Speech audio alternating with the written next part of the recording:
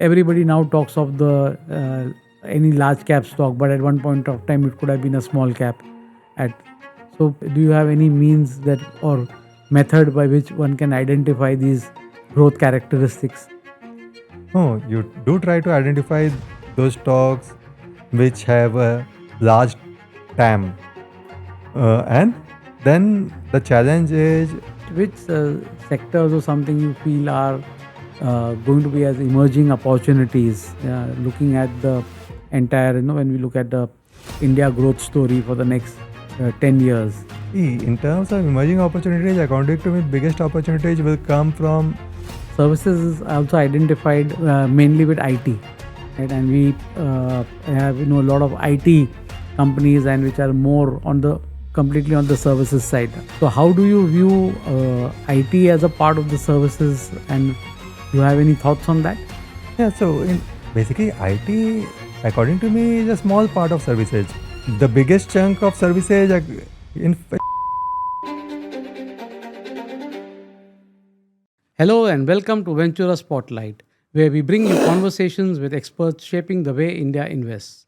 In this episode, we are pleased to have with us Mr. Rohit Seksaria, Fund Manager Equity at Sundaram Mutual Fund. Rohit is a rank holding chartered accountant and a company secretary, as well as an alumni of IIM Ahmedabad with over 2 decades of experience across equity research and fund management. He has worked with leading investment firms in India as well as Asian hedge funds in Singapore and Hong Kong before joining Sundaram Mutual Fund in 2017. At Sundaram Mutual Fund, he manages several equity and hybrid strategies, including the Consumption Fund, Financial Services Opportunities Fund, Services Fund, Multi Asset Allocation Fund, the Small Cap Fund, and Multi Cap Fund, with a combined AUM of over Rs 19,000 crores. So let's get started. Hello, Rohit, and welcome to this episode of this Ventura Spotlight. And Thanks for having me here. and thank you for making time out from your schedule, because I understand you have traveled from Chennai, and it's good to have somebody from a different city also into Mumbai. And before I actually even start off, when I looked at it, you have been into equity research, you have been with the hedge funds, and fund management. So how has all these different hats which you have been wearing, and how it has shaped your career? So if you can throw some light on that. Sure. So when I started my career, I used to think valuations are paramount. After my education, I thought, oh, I know all these valuation parameters. I can calculate this value. So this is the fair value. Company has to reach this fair value. But as you spend time in the market, you realize valuation is more art than science.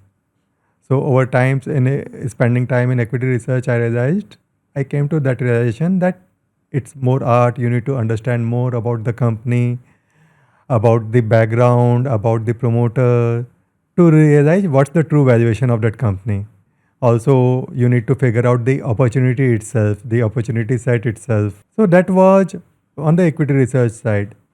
Hedge fund gave me a very good understanding of risk management, how to manage different kinds of risks, how to diversify away your risks. All those I got from hedge funds. And then last 10 years at Sundaram, I started with the microcap series of closed-ended funds. Then I moved to services fund, then small cap fund, then multi-cap and various other funds I managed. There I got the appreciation of identifying multi-baggers, unearthing these opportunities. So one such right stock can give you so much performance that it can hide away a few wrong calls also. Yeah, So there the approach has been tuned more towards identifying such multi-baggers.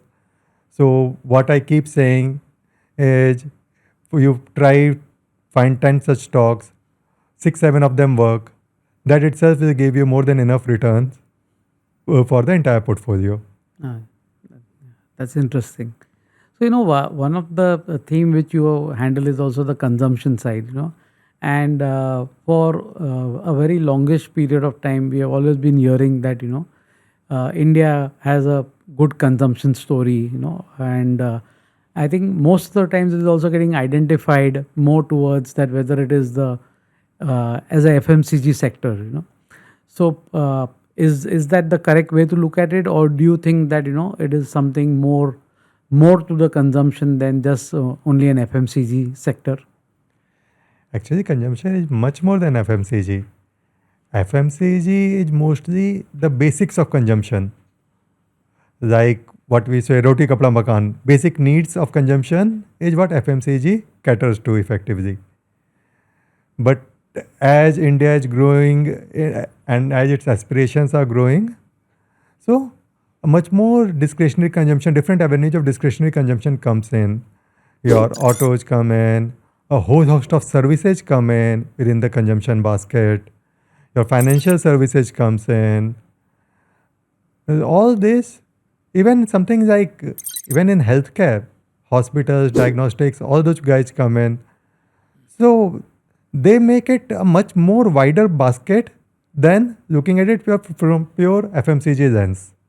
So, any other more thoughts you can give on that? Because in fact, it's very interesting that even healthcare and diagnostic, and when I look at it now, yeah, obviously that also gets consumed as a part of your day-to-day activity. So, any other more sectors which you can think about? Oh, so actually, it's like within discretionary itself, you would see consumption varying a lot. When we think of discretionary, mostly the thought goes to durables.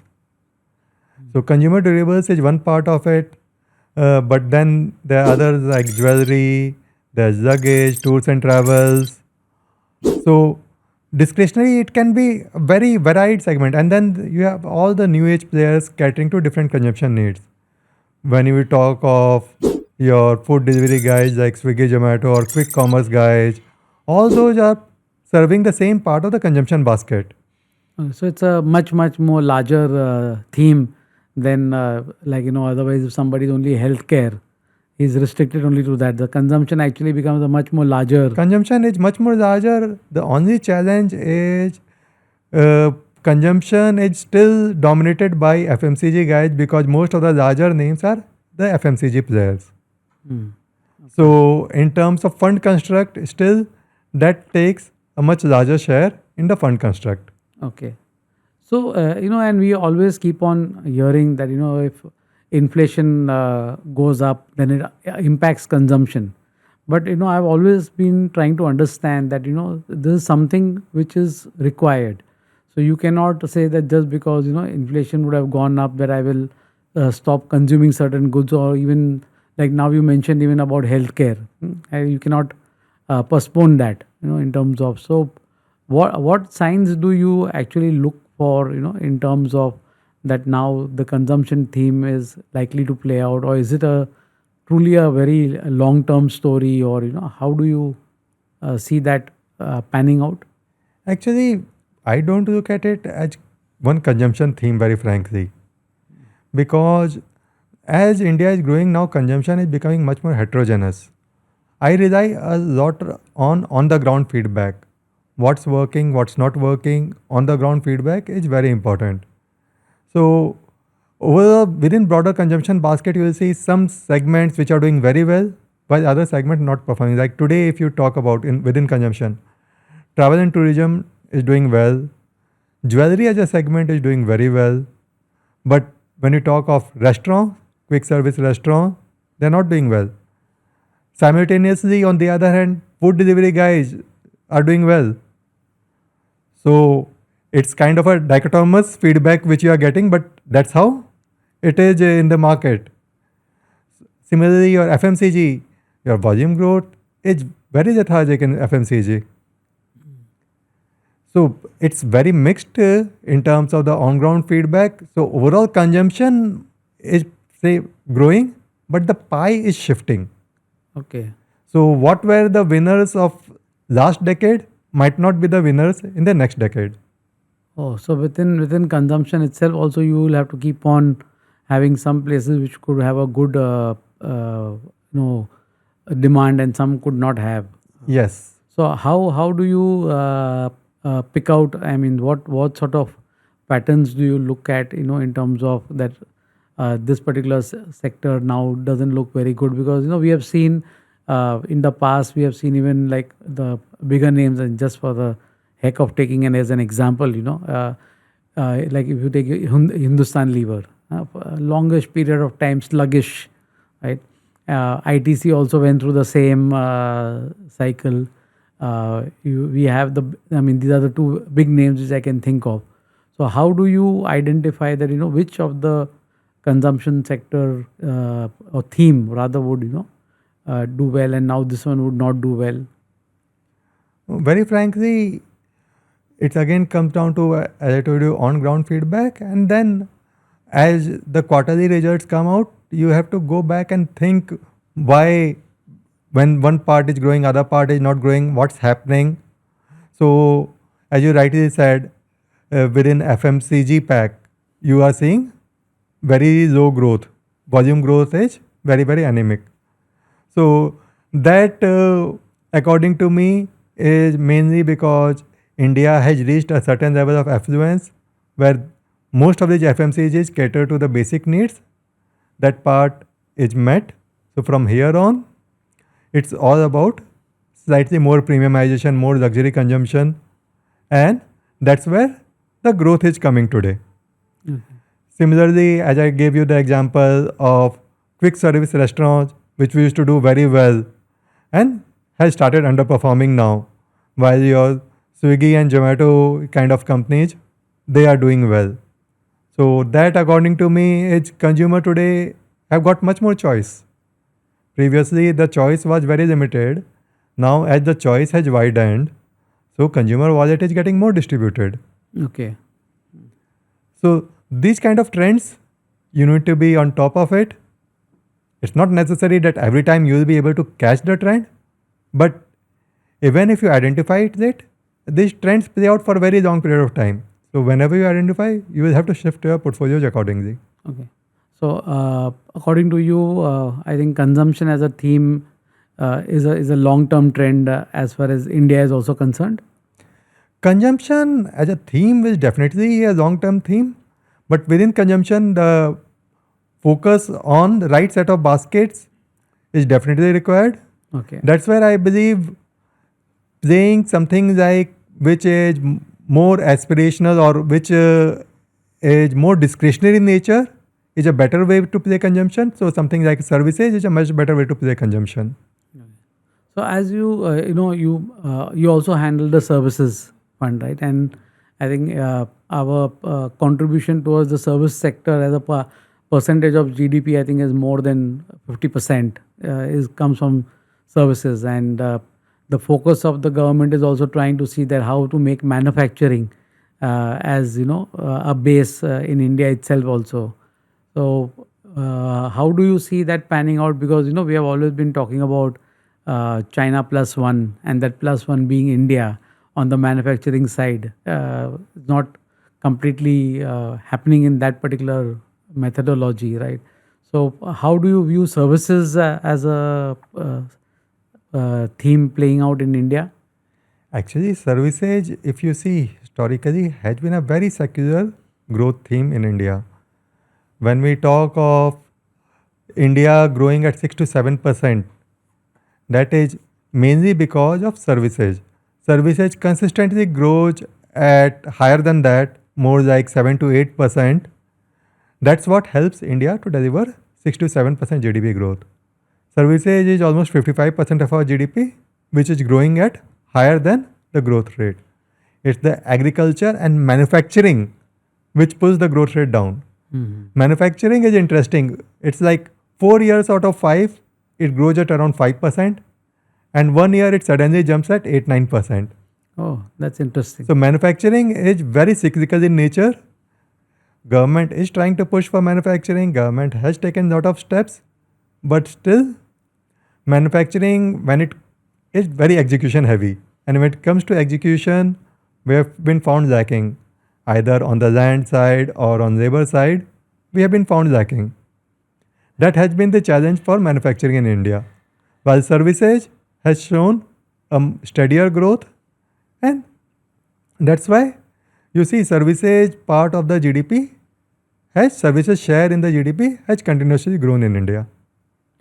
And most of the people, when you talk to investors, services is also identified mainly with IT, right? And we have, a lot of IT companies and which are more on the completely on the services side, hardly anything which is, yeah, either on innovation or even on terms of even any manufacturing in the IT space, right?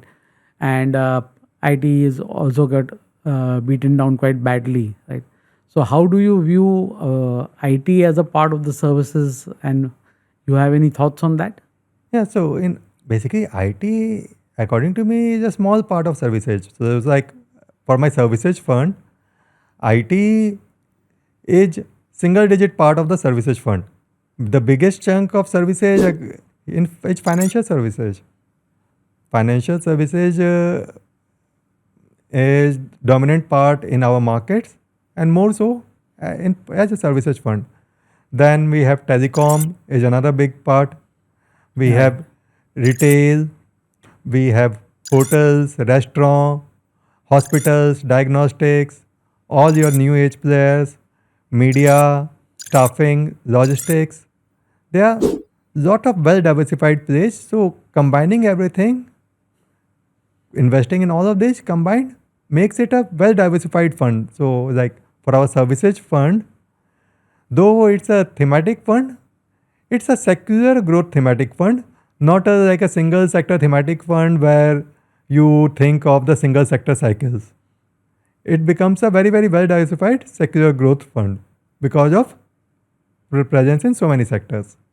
Yeah, you also mentioned in terms of the consumption that the how the per capita also impacts, and we are also seeing a steady rise in the per capita income. We may be there in terms of the GDP as very large, but on per capita basis we still lag in terms of our as the country, right? So you feel that the per capita, which is it's set to double maybe in the next 7 8 years or 10 years, whenever it happens, right? Who would benefit the most, the consumption theme or the services theme? According to me, services is at a discretionary layer of consumption. So, services will benefit more from the rising affluence because what happens in consumption, as we are talking about it, there is a part which is for a basic consumption needs, which is already taken care of, which is already met. So, from here on, the additional money will go towards your services consumption. So that's where we believe that services will see a much higher growth rate than the broader consumption basket. Okay, so we see some more action on that side of the. Yeah, so very frankly, if you think in terms of the number of unicorns in India, Hmm. unicorns being defined as basically companies who have almost $1 billion valuation, Hmm. right, in private markets. Correct. 85% of them are in services. Okay. Okay. So you can just imagine all those companies because that's what the thought process that private equity has invested in them, that they are growing much faster and sooner or later they will come in markets to list. So services basket in the markets will keep growing. So I think that's a very interesting point that where you see that there are a lot of players are still in the private equity space. So I think a lot of them will actually start coming into the public domain. I think maybe one or two of them larger ones are already slated. I think in terms of the IPOs which will come in, so that also would be forming part of the services basket, which will give you an opportunity to capitalize over there. Yes, Yeah. definitely. Oh, that is I think a very interesting theme which seems to be play out. Now, uh, I spoke of the two thematic, and I think so. Services is, even though thematic, but it is still more broad base, is what you said, right? The coming to the small cap space, and that is something which has been very, very interesting. We are finding that even based on the data of AMFI, a lot of money is going on to the small cap funds. Even in this last month data which was released. So how are you viewing the small cap space which you are managing? Because one is that what I have seen is that many investors have a completely different definition of a small cap. So what is the definition for an individual? That is not necessarily the definition for a fund house, right? So how do you see that the small cap space, happening in the Indian equity market? Good part is for us the definition of small cap is defined by SEBI. Correct. So there we don't need to rack our heads on. So small cap as a space, we have turned much more constructive on that space from early this year, because what we saw was small cap earnings were growing at single digits for last 2 years, had started rebounding very sharply from third quarter of last year. And even for this year and next couple of years, what we were expecting is a 25% kind of earnings growth for the small cap basket, small cap index. And historically, we have seen small caps, whenever they have delivered such sharp earnings growth, they have delivered very strong returns. And that's where we turned more constructive on small caps, that after 2 years of underperformance, valuations have become more reasonable and you are foreseeing a period of very strong earnings growth. And that's what made us much more constructive on small cap basket. Okay. So when you look at the small cap, when you have, and it is good that now the definition is quite uniform in the universe based on the SEBI classification, right? But when you have your small cap construct of your portfolio, so how do you basically construct it in terms of the size of the companies? Like you have all the companies which are about 250 as a part of your investment horizon. So is there something which you look at in terms of the type of companies, or you also go slightly aggressive over there? How do you manage the small cap part of the basket in terms of the market cap? Yeah, so the small cap basket today starts from 35,000 crore and all companies below that comes under the small cap definition. So there it comes down to, see, for the larger small caps, it's a little simpler because they are larger, they are more liquid. So there the call is more about the growth potential. But as you go to the smaller part of the small caps, micro caps kind of companies, there you have to take 2-3 different calls. You have to take a call on the company growth. You have to take a call on the liquidity of the company, that what is the liquidity of the company. If my decision works out as I am thinking, then will I be able to get it out? Worse, if my decision is wrong, if I had made a mistake, will I be able to get it out? So there the position sizing part becomes very important. So I tend to look at even the smaller small caps, but then you have to size up the risk reward accordingly. So for a higher illiquidity risk, it needs to have that much disproportionate rewards. Then only you will take it slightly larger. Otherwise, it can be a small position in the portfolio, but it won't grow big. Okay. So even in your, basically on the services side and even the consumption, since you have some are mega players, right?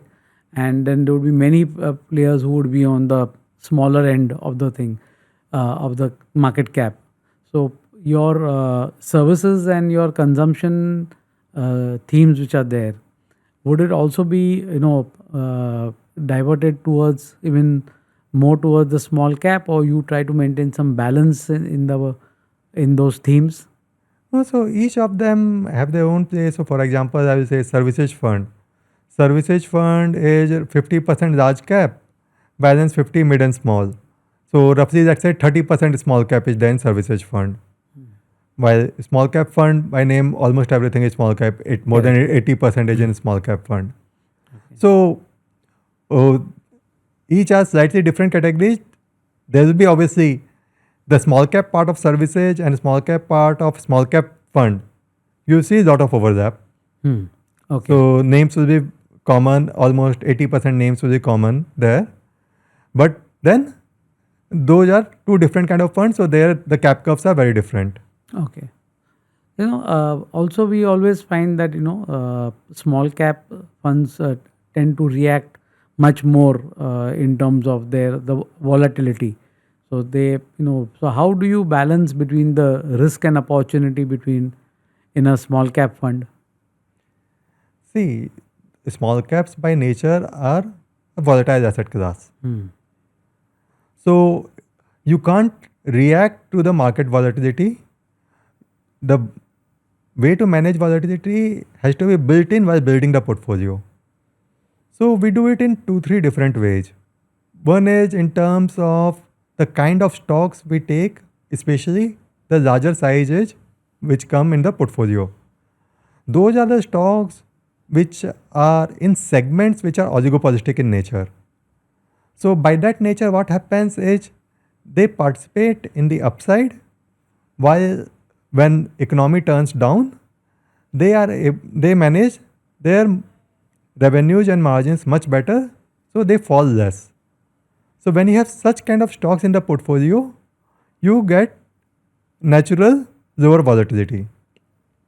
Also, we try to keep a discipline in terms of sizing both on a stock level and at a sector level. Okay. That kind of discipline also helps in reducing the portfolio volatility. So these actions overall you help us in keeping the portfolio volatility lower, and our portfolio volatility has consistently been below the index volatility. Okay. Oh, that's interesting. Okay. So, in you would have also been interacting with a lot of investors and who are investing in small cap funds. So, what according to you is mistakes which the investors make in the while when they're investing in a small cap fund? Because generally we have seen, and this has been the investor behavior across, that they will invest in the funds which are giving the best returns. So if small cap has given a very good return, the money is chasing small caps, right? So what according to you are the mistakes made by investors? Actually, that's the biggest mistake which investors make, that they look at past returns and then invest in small cap.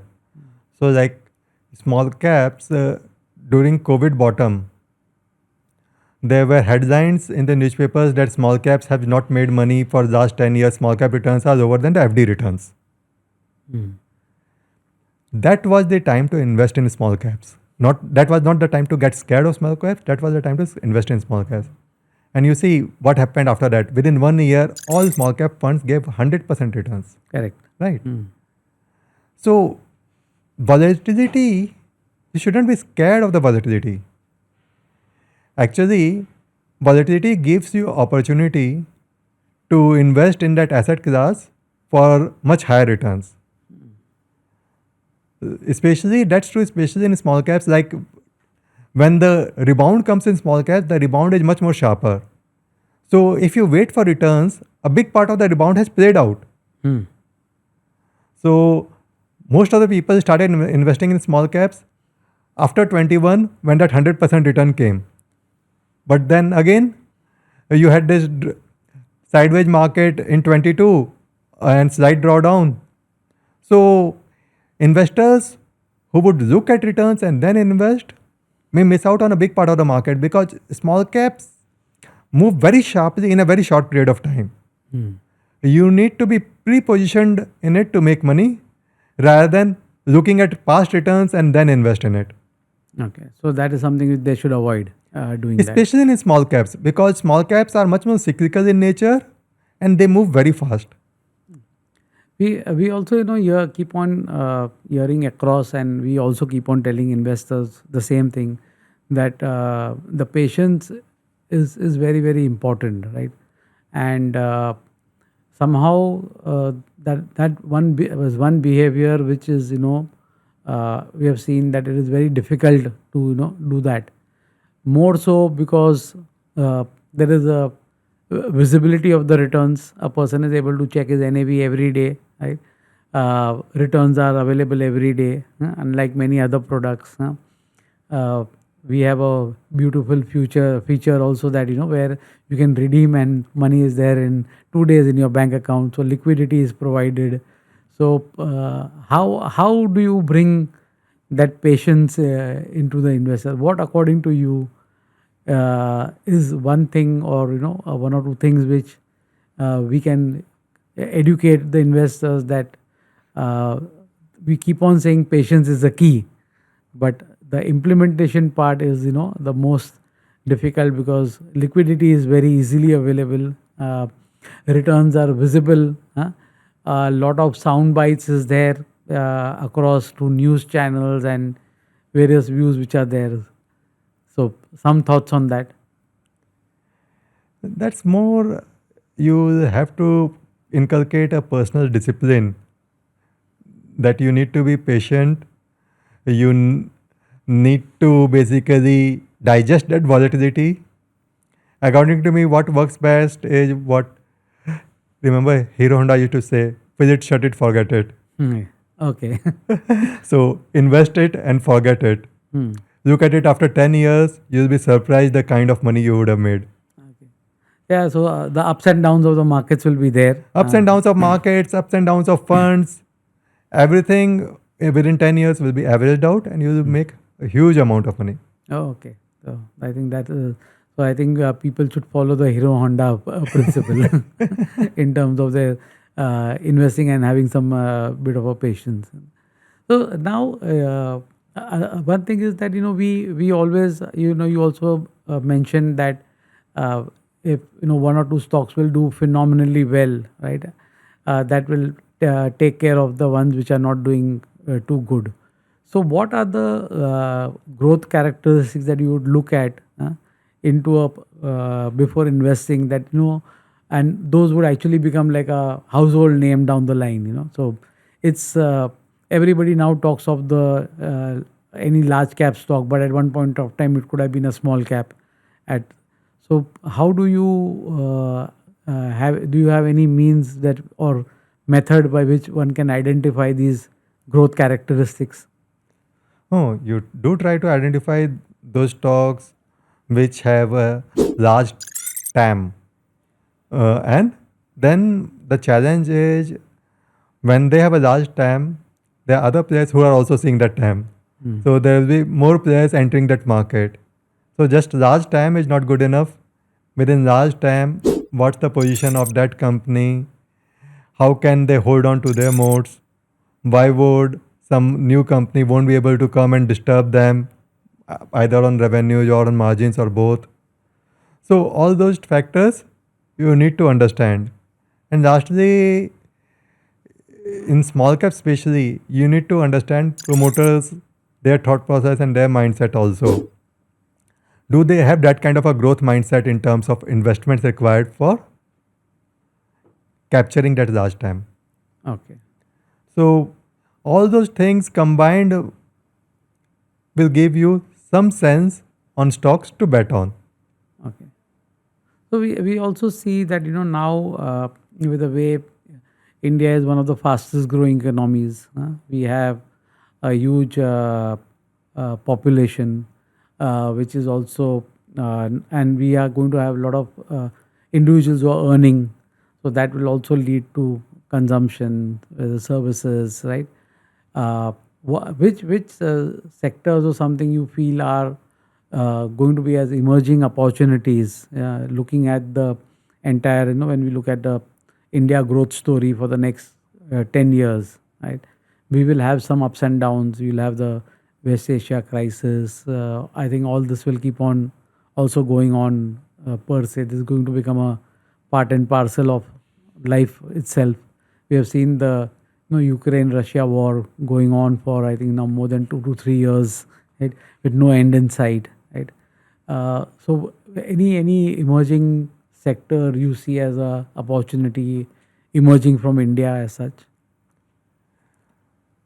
In terms of emerging opportunities, according to me, biggest opportunities will come from everything on your phone. So all app-based players will have a huge opportunity as newer and newer services are moving app-based. Today, even your housemaid is moving into an app. Maid services have also started moving into an app. So more services are moving into an app, and that's exploding those services exponentially. So that part of the market will do well. Linked to that, data centers as a segment will do well because governments across the board want their country's data to be managed within the country. So data centers as a segment will do well. So these are huge TAM, huge markets.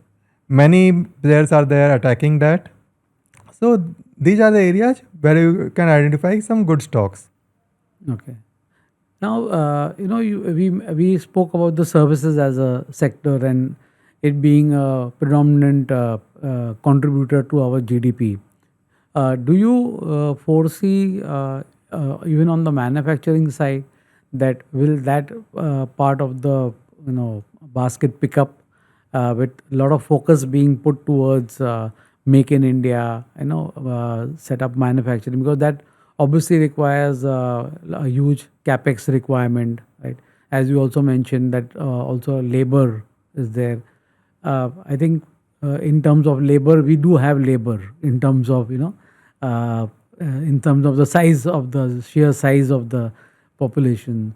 Or do you see that there'll be a lot of agri reforms and whether that will pan out? So do you see that apart from services, do you see the manufacturing sector having any reasonable play, or you don't foresee that happening much? No, I hope so. It happens. Very frankly, our country needs it. We have such a large youth population. We need to provide jobs to them, and manufacturing is the segment which can provide good quality jobs to such a large labor force. So I hope so. It happens. Only thing is, our track record in terms of that has been very, very patchy. Like in PLI, government tried 10 different PLIs. Only the one for mobile succeeded. All others kind of failed. So the track record is very, very patchy. Government is trying, like the semiconductor manufacturing and other stuff which government is trying. We hope so. Yes, these succeed, these initiatives succeed, and manufacturing picks up because that is very important for overall growth of the country. But what bottlenecks do you foresee, in terms of on the manufacturing side? Is it that the FDI is difficult to get? Is it the bureaucratic bottlenecks, or what do you think is the why did the PLI only succeed in the on the mobile phones? See, today capital is not a problem, very frankly. Okay. Capital is easily available. The problems are mostly coming from your land and labor reforms. That part, the ease of doing business part, that part. And thirdly, for competing globally, when you're competing with China, it's kind of an unequal competition. Hmm. We look to generate a decent ROCEs, decent return on capital employed. China, they don't look at their generating ROCEs. They are happy competing at very, very thin margins. Okay. So we will need to innovate to compete. So we have never made that kind of investments, upfront investments towards innovation. So those parts we need to change so where we are able to compete globally. So, one broad question which most of the time, investors keep on asking us that, is where do you see the index heading? Okay. And that I also, I have no idea. I don't think anybody has any idea. It is like flipping a coin. Okay, markets will go up I may be 50% right, 50% wrong, right? But without not regarding predicting the markets, but what, according to you, should the investor look out for in terms of structural changes? Like what are the few structural changes which an investor should keep a watch out or a lookout for, to get a sense in terms of that, okay, yes, now it is quite possible that, okay, if the earnings are growing, after some time the maybe the markets will catch up. Markets may be ahead of time, then the earnings will catch up, right? uh, every time we have been saying that India is a expensive market. India is an expensive market because it has got a high growth potential, right? So, but we have corrected quite a lot in the last 2 years compared to all the global markets. So, any structural trends you see now, that since we are again talking in terms of that we are reasonably valued, uh, corporate profitability is also coming back reasonably well. So, any structural trends you feel that the investors can keep a watch out for? Oh, see, India is a secular growth story, and that's why India used to get a premium because India, you are getting that growth visibility for much longer term. So today, when money is moving to other markets like Korea, Taiwan, most of them are AI hardware related storage, which are more cyclical in nature and short term cyclical in nature. Those cycles work for 1 2 years and then they peter out. The kind of secular growth which India offers today, very few countries are there in that basket in terms of the large economies. So that's why India will continue to trade at a premium. That premium will widen when globally growth is scarce and when people get some short term cyclical opportunities, that premium narrows. But for an average investor in India, investing for long term, you will still make handsome returns from the market over the long term as all these cycles play out.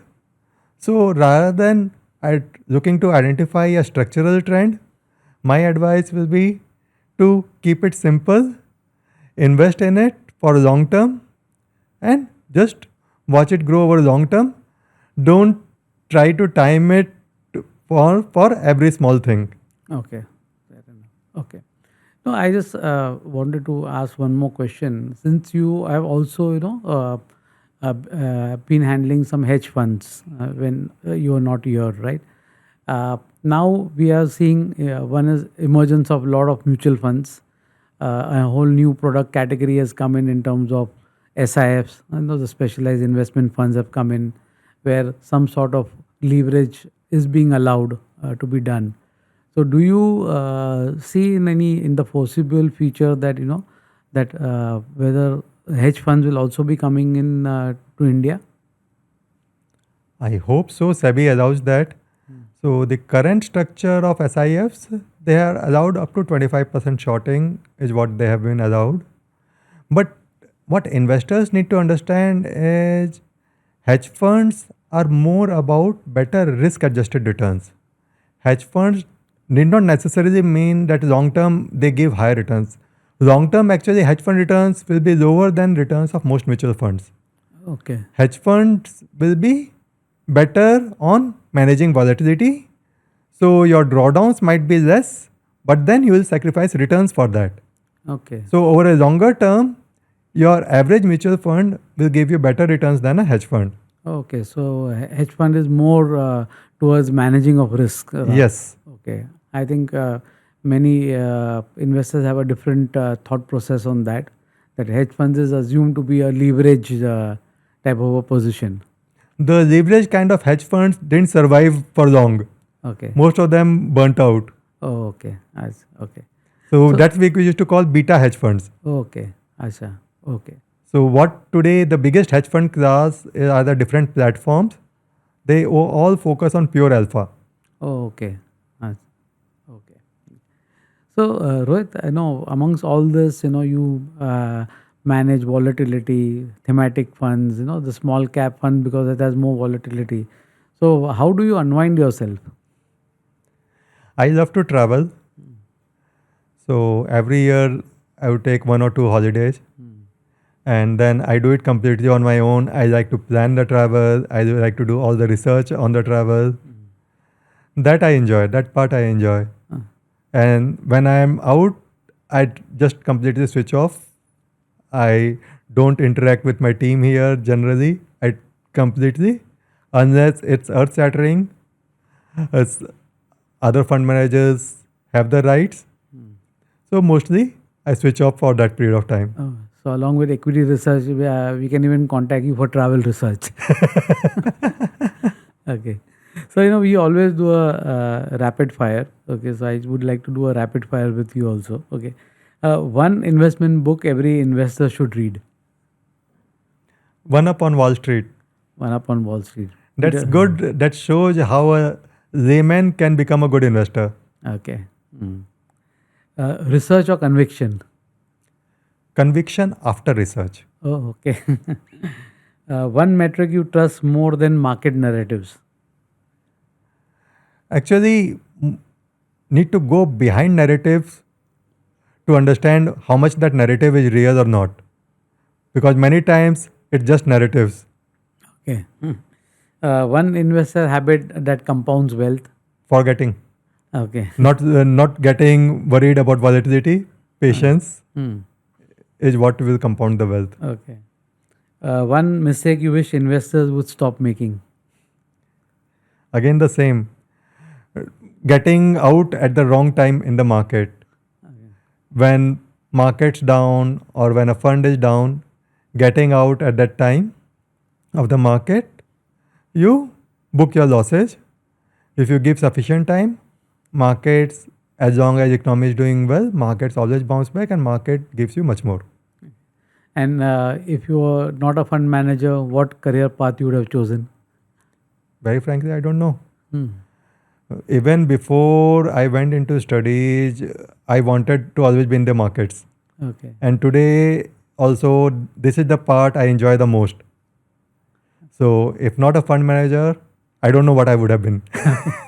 So thank you, Rohit. It was really very enlightening to have you with us over here. Thank you very much for being on Ventura Spotlight. Thank you. It was a very fun conversation. Thanks for tuning in. If you enjoyed this video, hit the like button and subscribe for more content that makes your financial journey smarter with Ventura. Mutual fund investments are subject to market risk. Read all scheme related documents carefully